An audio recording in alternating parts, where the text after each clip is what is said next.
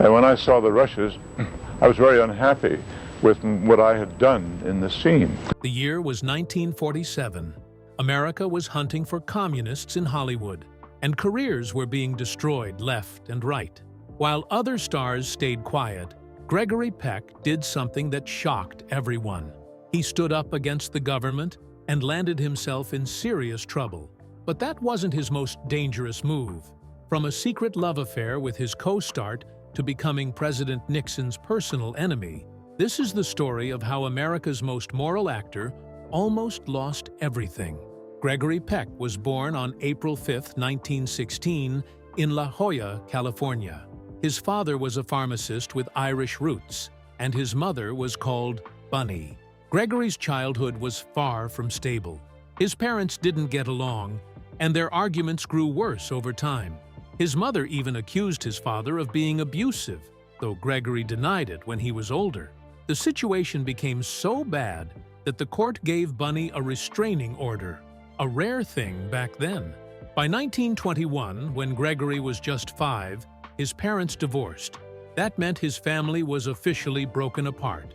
After the divorce, life didn't get any easier for Gregory. Neither of his parents wanted to take full responsibility for raising him. When he was 6, Gregory took a train all by himself to St. Louis to live with his mother. Surprisingly, he later described it as an exciting adventure rather than something frightening. But he didn't stay in one place for long. His childhood turned into a constant back and forth between his father in California, his mother in Missouri, and his grandmother in La Jolla. Gregory once admitted that he never experienced a normal family life. He couldn't even remember sitting down for a simple dinner with both parents. Thankfully, his grandmother became a steady and loving presence in his life. She ran an apartment building in San Diego and worked as a traveling saleswoman to support herself and Gregory. She also introduced him to the world of movies. Every week, she took him to see silent films, sparking his love for the big screen. But not all the movie trips were fun. When he was 9, she took him to watch The Phantom of the Opera. The film scared him so badly that he started sleeping in her room. Despite that, these outings planted the seed of his future career. The biggest loss of his young life came in 1928, when his grandmother passed away from stomach cancer. The loss was particularly traumatic, as he witnessed her suffering firsthand. In his own words, "At night, I'd hear the most terrible groaning. In the morning, I would read the newspaper to her." Medical care back then wasn't advanced enough to ease her pain, and the memory of her suffering stayed with Gregory for the rest of his life. He even decided to choose medical field so he can help others. In 1936, at 20 years old, he started studying at the University of California, Berkeley. His goal was to become a doctor, but something about that path didn't feel quite right. He spent hours reading novels and poetry in the library, and slowly, he began to wonder if he wanted more from life. One day, Peck decided to take a public speaking class. He thought it would help him with medical school interviews, but it ended up changing his life. He loved standing in front of an audience and speaking. His deep voice and strong presence impressed everyone around him. By his senior year, he took a big step and auditioned for a campus play, Moby Dick. To his surprise, he got the role of Starbuck. Performing on stage felt natural and exciting. For the first time, Peck felt like he had found what he was meant to do. By the end of his senior year, Peck had a tough decision to make. He had worked hard to become a doctor, but acting had stolen his heart. After many sleepless nights, he made his choice. He dropped out of Berkeley just weeks before graduating to pursue acting full-time. His father was devastated, and many people thought he was making a huge mistake. But Peck believed in himself. With just $160 in his pocket, Peck moved to New York City. Life there was hard. He stayed in cheap boarding houses, worked odd jobs to survive, and even slept in Central Park when he couldn't pay rent. Despite the challenges, Peck never gave up. He joined an acting school and went to auditions every chance he got. His big break came when he earned a scholarship to the neighborhood Playhouse School of Theater. This was one of the top acting schools, and it helped shape him into the actor we know today. There, Peck learned from great teachers like Sanford Meisner, who focused on making acting feel real and natural, and Martha Graham, who taught him how to use his body expressively. These lessons helped him develop the calm, strong style he became famous for. The training was tough, with long days of practice and study, but it gave him the tools he needed to succeed. Peck's first acting role came in 1942 when he appeared in the Broadway play Morning Star. He was just 26 years old and landed the lead role. The play was about a family dealing with the struggles of World War I, and Peck's performance showed how talented he was at expressing deep emotions. Unfortunately, the play only ran for 12 performances and closed quickly. After Morning Star, Peck acted in 3 more plays on Broadway. None of these plays were hits, and Peck was really disappointed. Meanwhile, his Hollywood debut didn't go well. In 1944, RKO producer Casey Robinson spotted him in a Broadway play and decided to take a chance. Without any film experience, Peck landed the lead role in Days of Glory. He played a Russian fighter resisting the Germans, but the movie didn't do well. Peck himself wasn't happy with his acting. He found it awkward to adjust from theater to film and hated watching his performance. Right after this debut, Peck's career took off like a rocket. His second movie, The Keys of the Kingdom, earned him his first Oscar nomination. And that was just the start. By 1950, he had 5 nominations under his belt for roles in films like The Yearling and Gentleman's Agreement. What made this even more amazing was that Peck couldn't serve in World War II because of a spine injury, so he devoted himself entirely to acting. He became one of the most popular stars of the 1940s, appearing in 16 films during that time. Although he didn't win an Oscar right away, he did win a Golden Globe for The Yearling, and audiences loved him. Peck also made bold decisions that changed Hollywood forever.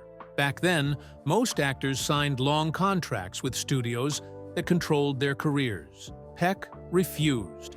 When MGM's famous producer Louis B. Mayer offered him a 7-year contract and promised to make him the next Clark Gable, Peck said no. He wanted freedom.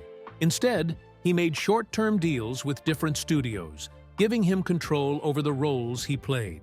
This was unheard of at the time, but it worked. By 1945, he was earning $100,000 per movie, a fortune for that era. By 1950, Gregory Peck was not just a star. He was one of the highest-paid actors in Hollywood. He earned up to $750,000 per film, and even negotiated deals to get a share of the profits. He didn't just act, he made smart business moves. For example, he secured ownership rights to Roman Holiday, which became a classic and kept earning money long after its release. Peck's image as a moral and heroic figure wasn't just for the screen, it was who he was in real life. Early in his career, he refused to play villains because he wanted to inspire audiences. This decision led to iconic roles like Atticus Finch, a character that symbolized fairness and courage. But this clean image doesn't quite match what we're about to reveal. In the summer of 1944, Gregory Peck and Ingrid Bergman started filming Alfred Hitchcock's Spellbound. Peck was 28, Bergman was 29, and their chemistry was impossible to ignore. They played characters falling in love, a troubled doctor and a psychiatrist, and their real feelings spilled over into real life. Soon, they were having a secret affair. The crew noticed. One of them later said the two would show up late to set, looking like they'd been up all night. Both were married at the time, making things complicated. Bergman had been married to Petter Lindstrom since 1937, and Peck had married Greta Kukkonen in 1942, and they had just had their first son, Jonathan. For decades, their affair stayed a secret. Neither of them talked about it publicly.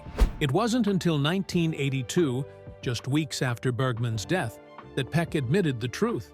At 71, he gave an interview and carefully said, "All I can say is, I had a real love for her, and I think that's where I ought to stop." He described their time together as intense and emotional, saying, "We were young, and we were involved for weeks in close and intense work. Before that, he had always dodged questions about her, staying respectful and private. But this wasn't the only controversy Peck was involved in.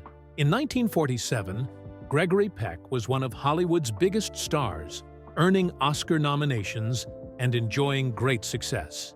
But at the same time, America was caught up in a fear of communism.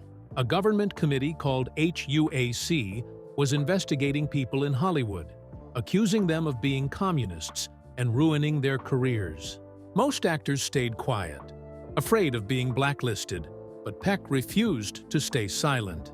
He signed a letter that criticized HUAC's actions and spoke out publicly, calling the witch hunts unfair and dangerous. He even said, "I am not a communist or communist sympathizer," but still stood firm against the committee. Despite the risks, he never lost his career or faced serious consequences. Later, during the Vietnam War, Peck stood up again, this time against the war. He praised people who burned their draft cards as heroes and patriots, which shocked many people. It was even more surprising because his own son, Stephen, was serving in Vietnam. This caused tension, but Peck didn't back down. He worked on a movie called The Trial of the Catonsville Nine, about activists who burned draft cards to protest the war. His strong opinions caught the attention of President Nixon, who put Peck on his enemies list. Being on that list could have hurt Peck's career, but he stayed true to his beliefs. His daughter later said Nixon wanted to ruin people's lives, but her father stayed strong and didn't let the pressure change him. Peck's activism didn't stop there. After the assassination of Senator Robert F. Kennedy in 1968, he became a strong supporter of gun control. He even joined a group that fought against the National Rifle Association, NRA. This led to a surprising conflict with his friend Charlton Heston, who later became president of the NRA. Peck and Heston had once appeared together on TV, both calling for gun control, but now they were on opposite sides. Peck eventually stopped calling Heston a friend, instead referring to him as a colleague. Despite their differences, Heston still respected Peck, once saying, "He is truly a gentleman." Meanwhile, his personal life was not as good as his career and activism. His life took a difficult turn when he was just 34. He started relying on pills and alcohol to handle the pressure of keeping up his perfect image, while his marriage was falling apart. Every day felt heavier, and these substances became his way to cope. Things got so bad that he once thought he was having a heart attack, though it turned out to be severe anxiety. Despite his private struggles, this was also the busiest and most successful time of his career. He worked hard to make it look like everything was fine, but behind the scenes, he was fighting a quiet, painful battle. One of the lowest points came after a big argument with his wife, Greta Kukkonen, in the early 1950s. Peck decided to leave everything behind for a while and disappeared to a small house in the Mojave Desert. He stayed there alone for a whole month, thinking about his life and what he truly wanted. During this time, he realized he would never be happy in his marriage. But instead of ending things right away, he chose to stay, partly for the sake of their kids and partly to keep up appearances. That desert retreat didn't solve all his problems, but it became a turning point, a moment when he knew something had to change. Meanwhile, Greta struggled with his constant traveling and the pressures of Hollywood life. By 1954, the marriage had completely broken down. Their divorce was messy, with Greta saying it caused her deep emotional pain and humiliation. Peck didn't handle the split well either. He locked himself in a hotel room for 3 weeks, worrying about what the divorce would mean for their 3 sons. But life moved quickly after that. Just one day after the divorce was finalized, Peck married Veronique Pisani, turning the page on a difficult chapter and starting a new life. Gregory Peck's career was filled with bold choices that shaped his legacy. One of his most challenging roles came in the 1956 adaptation of Moby Dick, where he played Captain Ahab. Critics felt Peck struggled to capture the obsessive, complex nature of the character, but the real challenge lay in the dangerous filming conditions. Peck performed many risky water scenes, facing near-death experiences similar to those of Ishmael, the novel's narrator. These moments gave an eerie connection between fiction and reality, as Peck's own brushes with mortality mirrored the existential struggles of the story. In 1946, Peck shocked audiences with his role in Duel in the Sun. This film broke almost every moral rule of its time, challenging the strict guidelines of the Hays Code. Some states even banned it, with one censor famously calling it the foulest human dross. The film's explicit content, including scenes of seduction, violence, and dysfunctional relationships, sparked outrage. Peck's character, Lute McCandless, was a complete departure from his noble on-screen image. Playing a morally corrupt, racist man shocked audiences and marked a significant risk for Peck during a time when actors were expected to maintain a consistent persona. The film gained notoriety not just for its content, but also for the scandals surrounding its production. It earned the nickname Lust in the Dust and was marred by the affair between producer David O. Selznick and actress Jennifer Jones, which ended both of their marriages. Despite the uproar, Duel in the Sun drew large audiences, though its massive budget meant it barely broke even at first. Its themes of forbidden desire and racial prejudice stirred heated public debate, cementing its place as one of the most controversial films of the era. Apart from that, Gregory Peck's journey to playing Atticus Finch in To Kill a Mockingbird began with a late-night reading session. When the producer, Alan J. Pakula, and director Robert Mulligan approached him about the role, Peck agreed to read the book first. He was so captivated that he stayed up all night to finish it, calling them at 8 a.m. to eagerly accept the part. This was a fortunate turn of events, as the role was originally meant for Rock Hudson, who couldn't do it due to scheduling conflicts. Mulligan believed Peck was the perfect choice, and time would prove him right. The film became deeply personal for many involved. Harper Lee, who wrote the original novel, saw her own father in Peck's portrayal of Atticus. She was so moved that she gave Peck her father's gold pocket watch as a gift. Peck's dedication to the role showed in many ways, including his memorable courtroom speech, which he delivered perfectly in just one take. Peck did suggest some changes to the film, asking for more courtroom scenes than were in the original cut. This shifted some focus from the children to Atticus Finch, a change that worked wonderfully. Critics praised his performance, with Variety noting how Peck made the challenging role appear effortless, showing strength, dignity, and intelligence. The Hollywood Reporter called it probably the finest performance of his career. The film was both a critical and commercial success, becoming the sixth highest-grossing film of that year. It received 8 Oscar nominations, including 1 for Best Picture. For Peck, this role brought him his first Academy Award for Best Actor after 4 previous nominations. Some critics suggested he won because the character was so virtuous, but the role's impact went far beyond awards. In 2003, the American Film Institute named Atticus Finch, as portrayed by Peck, the greatest film hero of the past 100 years. Looking back, Peck often said this was his favorite film without any question. He frequently remarked, "Hardly a day passes that I don't think how lucky I was to be cast in that film." His sentiment was shared by many, as fans would often tell him how the movie had changed their lives. The role of Atticus Finch became more than just a character for Peck. It defined his career and left an enduring legacy in film history. Beyond his acting achievements, Gregory Peck became a respected leader in the entertainment industry and charitable causes. In 1967, he took on the prestigious role of President of the Academy of Motion Picture Arts and Sciences, the organization behind the Oscars. That same year, he became chairman of the Board of Trustees of the American Film Institute, a position he held until 1969.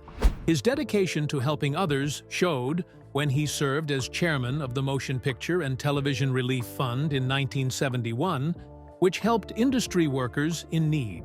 Perhaps most notably, he stepped up as national chairman of the American Cancer Society in 1966, showing his commitment to public health. From 1964 to 1966, he also served on the National Council on the Arts, helping shape America's cultural landscape. As the 1980s arrived, Peck adapted to changing times by moving into television, where he took on several significant roles. In a remarkable turn, he portrayed President Abraham Lincoln in the miniseries The Blue and the Gray, bringing his dignified presence to this historic figure. One of his most meaningful television roles came in The Scarlet and the Black, where he starred alongside celebrated actors Christopher Plummer and John Gielgud, as well as Barbara Boucher. This film told the inspiring true story of Monsignor Hugh O'Flaherty, a brave Catholic priest working in the Vatican during World War II. O'Flaherty risked his life to help Jews and other refugees escape from the Nazis, and Peck's portrayal helped bring this hero's story to a wider audience. His move to television proved that Peck could adapt and excel in different mediums, maintaining his commanding screen presence whether on the big or small screen. These later roles, especially his portrayal of real-life heroes like Lincoln and O'Flaherty, added to his legacy of playing principled, courageous characters who stood up for what was right.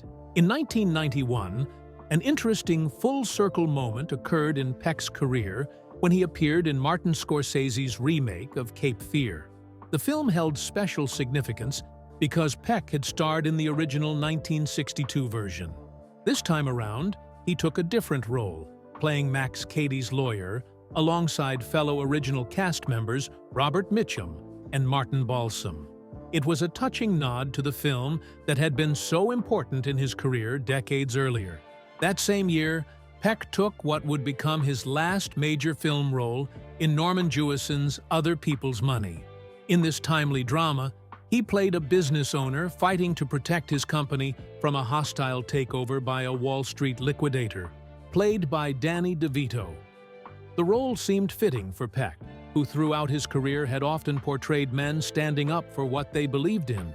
After this film, Peck decided to step back from active filmmaking, but he didn't disappear from public life. Instead, he spent his later years traveling the world, sharing his love of cinema with audiences everywhere. During these speaking engagements, he would show clips from his movies and engage in conversations with fans, answering their questions and sharing stories from his remarkable career. However, Peck had one more memorable performance left to give. In 1998, he came out of retirement for a special role in a mini-series version of Moby Dick.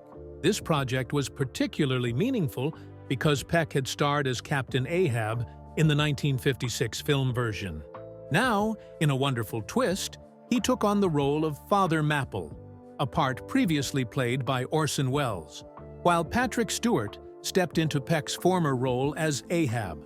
This final performance earned him a Golden Globe for Best Supporting Actor in a Series, Miniseries, or Television Film, a fitting tribute to cap his extraordinary career. During this time, Peck's public image had shifted.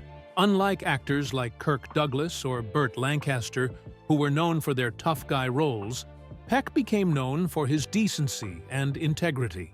Along with actors like Gary Cooper and James Stewart, he was part of a group admired for their wholesome roles.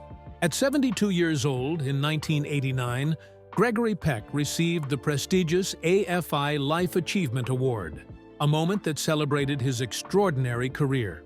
The award ceremony, broadcast on NBC, was hosted by Audrey Hepburn, his co-star from Roman Holiday. It was a special honor, not just for his contributions to cinema, but because Peck himself had helped create the award years earlier while serving as chairman of the AFI Board of Trustees from 1967 to 1969. The event highlighted Peck's impressive career milestones, including his 4 Oscar nominations in just 6 years. He eventually won the Academy Award in 1962 for his unforgettable role as Atticus Finch in To Kill a Mockingbird. At the time of the award, Peck was actively involved in political and charitable work. showing his dedication not only to film, but also to social justice. 2 years later, in 1991, Peck received another incredible honor, the Kennedy Center Honors. This prestigious award recognized his lifetime contributions to American culture. Peck joined a distinguished group of honorees, including Betty Comden, Adolph Green, and the Nicholas brothers. The celebration was a grand affair with multiple events, including a luncheon at the Kennedy Center, a formal dinner at the State Department, and a reception at the White House hosted by President George H.W. Bush. The honor was a reflection of Peck's influence, not just as an actor, but as a humanitarian. He had been deeply involved in causes like the American Cancer Society and was a founding member of the National Council on Arts. This recognition captured the essence of Peck's journey, from a young man working at the 1939 World's Fair to becoming one of Hollywood's most respected icons. One of the hardest moments of his life came in 1975 when his son Jonathan died by suicide. This devastating loss led Peck to step away from acting for 2 years as he grieved and reflected on his role as a father. Despite these hardships, Peck's deep understanding of human emotion enriched his performances and allowed him to connect with audiences on a profound level. Gregory Peck's life came to a peaceful end on June 12, 2003, at the age of 87. He passed away in his sleep from bronchopneumonia, with his wife of nearly 49 years, Veronique, holding his hand. Just days earlier, his portrayal of Atticus Finch had been celebrated as the greatest movie hero of all time by the American Film Institute. Peck left behind a legacy of excellence, kindness, and humanity. He was survived by Veronique, their children Anthony and Cecilia, and his 2 children from his first marriage, Stephen and Carrie. His influence lives on through the Gregory Peck Award, established in 2008 to honor lifetime cinematic achievement.